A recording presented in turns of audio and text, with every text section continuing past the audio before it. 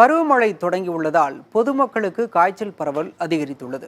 இந்நிலையில் காய்ச்சல் பாதிப்பு தொடர்பாக மருத்துவர் ஜே.கே. ரெட்டியுடன் நமது செய்தியாளர் பாலவெற்றிவேல் நடத்திய கலந்துரையாடலை தற்போது பார்க்கலாம். பருவமழை காலம் தொடங்கினதிலிருந்தே குழந்தைகளிலிருந்து வயதானவர்கள் வரையும் 11 வகையான காய்ச்சல் பரவுது அப்படின்னு சொல்றாங்க. என்னென்னமோ பேர்லாம் சொல்றாங்க. இன்ஃபுளுன்சா வைரஸ்ங்கிறாங்க, H1N1 அப்படிங்கிறாங்க. இந்த மாதிரி வைரல் ஃபீவர் திடீர்னு பரவதுக்கான காரணம் என்ன சார்? எப்படி நம்ம விழிப்புணர்வா இருக்கணும், எப்படி தடுக்கணும்னு கொஞ்சம் சொல்லுங்க. நீங்க சொல்ற மாதிரி இப்படி 14 வெரைட்டி ஆஃப் வைரஸ் இருக்குன்னு சொல்றீங்க, 15 வைரஸ். இது எதுக்குன்னா நம்ம டெஸ்ட் பண்றோம், அதுக்கு தான் தெரியுது. முன்னாள் கூட இப்படி எல்லாம் வைரஸ் இருந்தது. பட் இப்போ இந்த டெஸ்டிங் மெத்தட்ஸ் எல்லாம் நிறைய வந்துச்சு. ஸோ அதுக்கு தான் நம்ம நிறைய டெஸ்டிங் பண்றோம், நிறைய வைரஸ் பார்க்குறோம். பட் என்னன்னா நீங்க வரி ஆகக்கூடாது.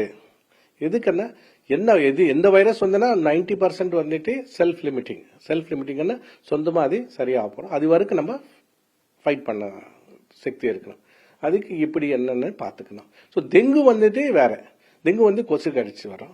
இப்போ மழை வந்தது, இப்போ நிறைய தண்ணி சேர சான்சஸ் இருக்கு. ஸோ மஸ்கிட்டோ பைட் ஃபீவர்னு சொல்றோம். இது மட்டுதெல்லாம் வைரல் ஃபீவரில் டைரக்டாக நமக்கு கான்டாக்ட்ல வரும். ஸோ அதுக்கு என்ன? ஸோ 4 பாயிண்ட் நம்ம ஃபர்ஸ்ட் வந்துட்டு என்ன வைரஸா இல்லையான்னு கண்டுபிடிக்கணும். நெக்ஸ்ட் வந்துட்டு எப்படி நம்ம ப்ரொடெக்ட் பண்ணணும். நெக்ஸ்ட் வந்துட்டு எப்போ ஹாஸ்பிட்டல் போனோம், வீட்டில் நம்ம என்ன பண்ணணும். இந்த 4 பாயிண்ட் நம்ம தெரியும்னு பயமே இல்லை.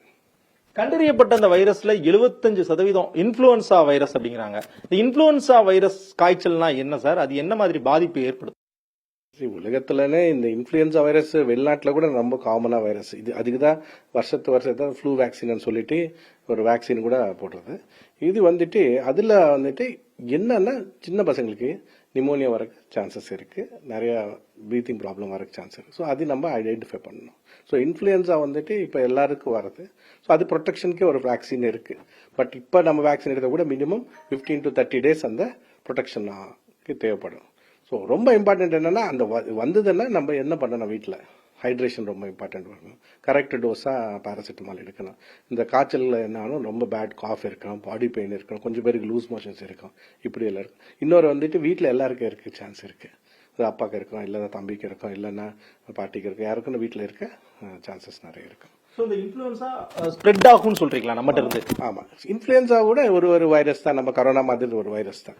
பட் இது ஒன்றும் அப்படி ஒன்றும் நீங்க லைஃப் த்ரெட்னிங் சொல்லுங்க. அப்படி ஒன்று முதல்ல ஃபர்ஸ்ட் திங் நமக்கு ஒரு வைரஸ் இத்தனாலும் வைரஸ் கோல்ட் காஃப் வருது.